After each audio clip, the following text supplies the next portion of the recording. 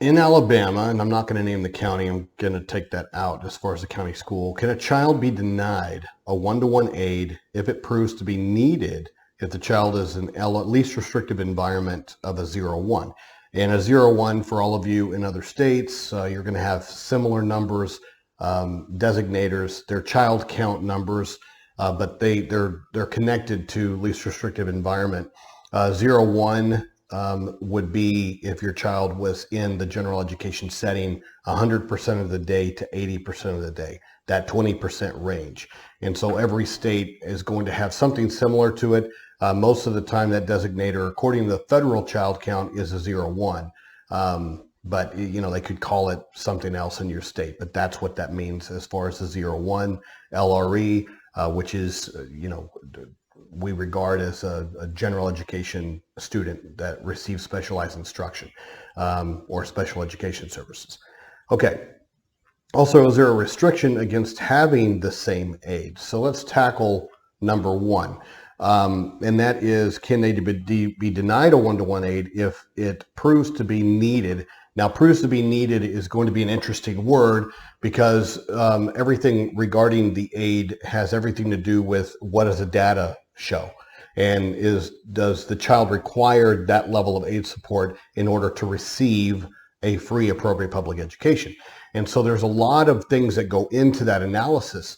And there are some schools that they come up with these crazy things, called a rubric, for example, which I think are insane. I don't necessarily, I understand sort of the concept behind having a rubric to guide a team, but at the same time, what ends up happening, what I typically see happening in a school is anytime you have a rubric or anything else, that what it does is it strips the individuality from the consideration, and people are mindlessly following whatever the rubric is, and that strips away that individualized nature of the analysis and limits what an IEP thinks that they can or cannot do.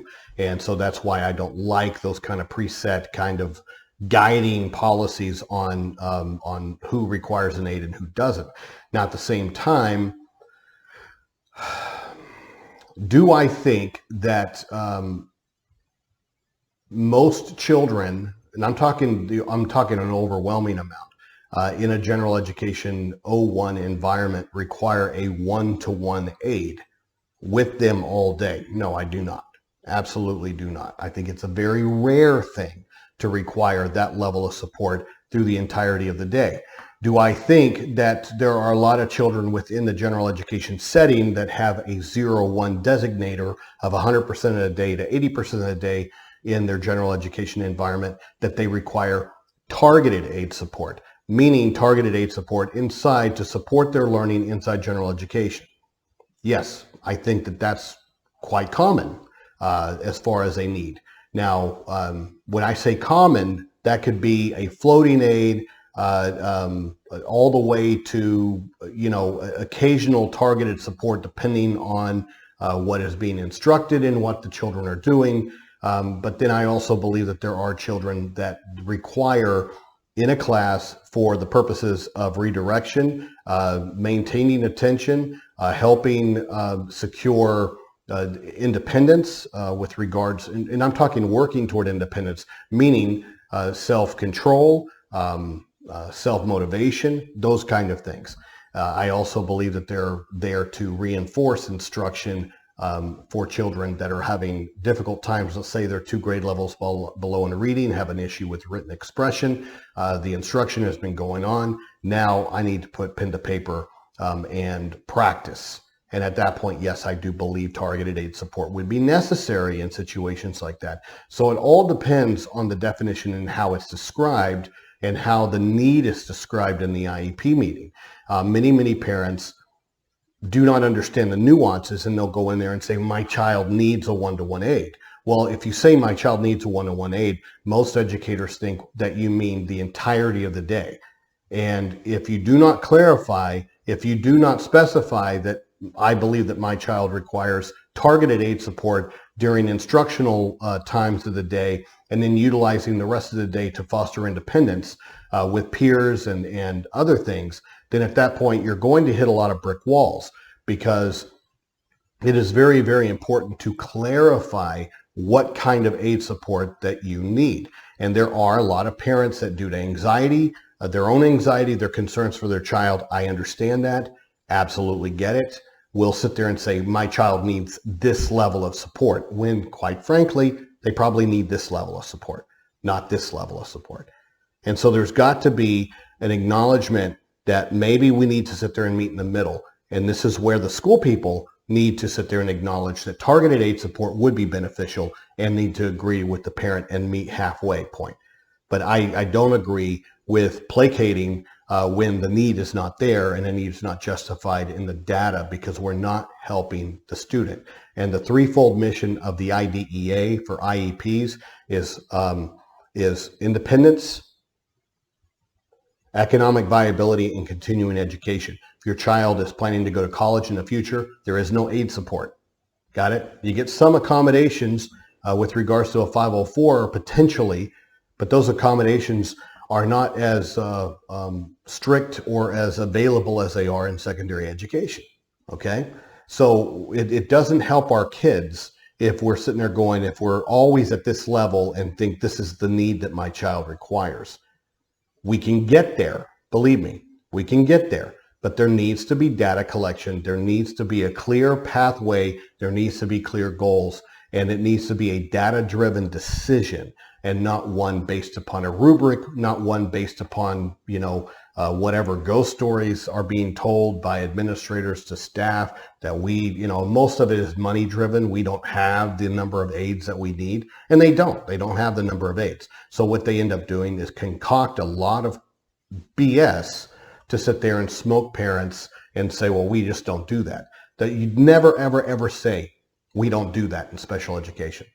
There's always going to be an exception, always, somewhere. If it's truly an individualized program, then somewhere, somehow, that child is getting what they require somewhere. All right, just not in your school, because you've been told they don't do that, and that's just not true. All right, but that's why I'm here, to sit there and infuse you with the confidence of knowing that they can do it, they should do it. But how do you achieve that? You achieve that through a common sense approach and really explaining yourself with regards to the kind of support and services your child needs.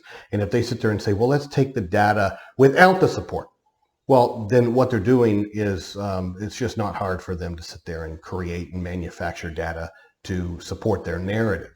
That isn't how you do it. You provide the support, set a goal, and let the data-driven, once your child's showing success with the support, then you start pulling the support slowly to ensure that your child has gained those muscles.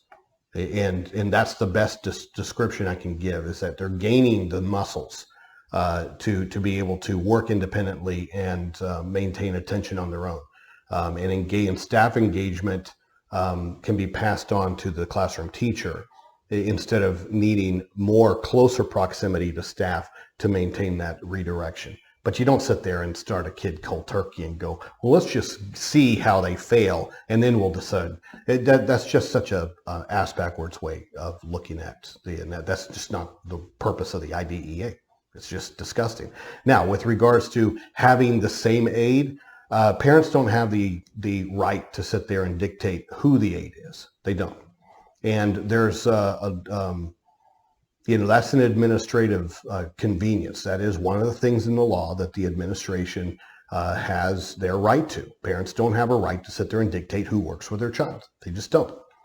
Okay? At the same time, it is a negotiation point, but it's not something that you can force.